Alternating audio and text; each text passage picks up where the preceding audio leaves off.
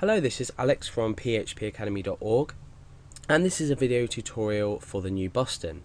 Now in this video we're going to be looking at our php.ini file. Now ini files, or ini files, however you decide to pronounce them. I say ini just because I'm being literal and saying each character. Is basically a configuration file. So you know that as soon as we see the file php.ini, we automatically know that this is a PHP configuration file. Now, what is our configuration file, our PHP configuration file, and where can we find it? Now, I've opened my text editor here, so I can open this file and we can have a look through at some of the features inside it and how we can change things about our PHP installation. So you can have a good look at this, maybe print it out, take it around with you, look at different things, because it's really useful to get to know inside of your php.ini file, because a lot of PHP problems that you'll later realize when you're coding actually come down to the settings in your php.ini file. So let's create an open dialog, open up an open dialog. Now you can see that at the moment I'm in c:\\examp/php. Now this is because I'm running an xampp package. You can see here I've got my xampp control panel open, and I've got Apache MySQL running, blah blah blah. This is just my package that I've installed that contains Apache along with PHP installed with Apache.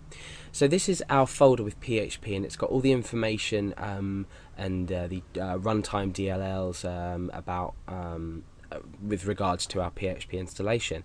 Now obviously the file we want is, let's just find it, it would be here, is php.ini.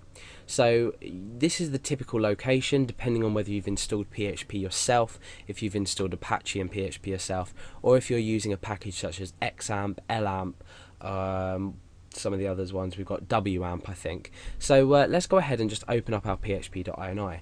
Now obviously if you are having trouble finding this, you can just do a local search on your computer. Just make sure it looks like it's in a sort of relative location to your local web server. Okay, so when we open up this file, you notice that we have a warning and a bit about php.ini. Now this is very important. By default, PHP installs itself with a configuration suitable for development purposes and not for production purposes. Now what this means is the default installation php.ini is not suitable for when you were to, if you were to say, okay, so I've got a local web server on my computer, here's my IP address, you can see what pages I'm running. Always, always, always, when you want to show people or release PHP files or a project that you've created, always upload it to a paid hosting or a free hosting, but some kind of commercial hosting website. Because what you don't want is you don't want to have the inexperience of not setting this file up properly and you suffering for that. So there's lots of security aspects that when we enable settings and disable settings in this php.ini file, we tend to find that we're allowing ourselves vulnerability.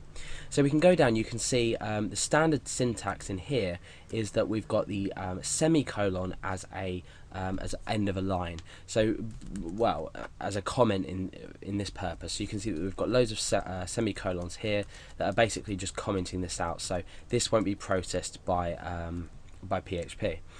So let's go down and find a setting. Okay, so you can see that things like engine on is not commented out. So these are settings that are currently in use and that you can modify. So let's go down and find something that we might change. Okay, so you've got things like zlib.output compression off. You've got a quite a descriptive description up here, quite an extensive description of what it does, as you do with most settings. So you'll find that a lot of this file is actually description. So we're not going to change any settings now, we'll leave that till later when we need to. We're going to talk about things like error handling and how we can change this inside our php.ini file. Just one more note is when you make a modification to php.ini, if you were to say print this out and go through and read it, and you might get to a stage in your programming where you know that you want to change a value. Now once you've changed a value and you've saved the file, so you go file and save, that's absolutely fine. However, what you need to do is you need to either restart Apache manually, or you need to bring up your XAMPP or similar control panel and stop this service before you restart it.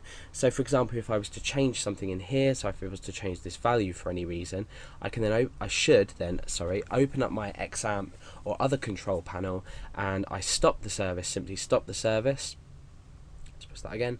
Okay, so the service is now stopped. We can click start again, wait till that starts back up, and it's running again. Now what we've done is PHP has taken into account the changes that you've made and will now process them according to what you've written. So my strong recommendation will be to have a look through this, see if anything catches your eye, get to know different values and what they do, and read some of the descriptions if you have time, because it's a really useful file to know what you're doing with. A lot of PHP problems that crop up, like I said, are to do with files or to do with the values in this either being disabled or enabled or switched to something that not allowing a certain piece of code that you're using or certain method you're using on your website or code not to work. So php.ini file is basically the PHP configuration file for PHP. Have a browse around it, and hopefully it will be of some use to you in the future.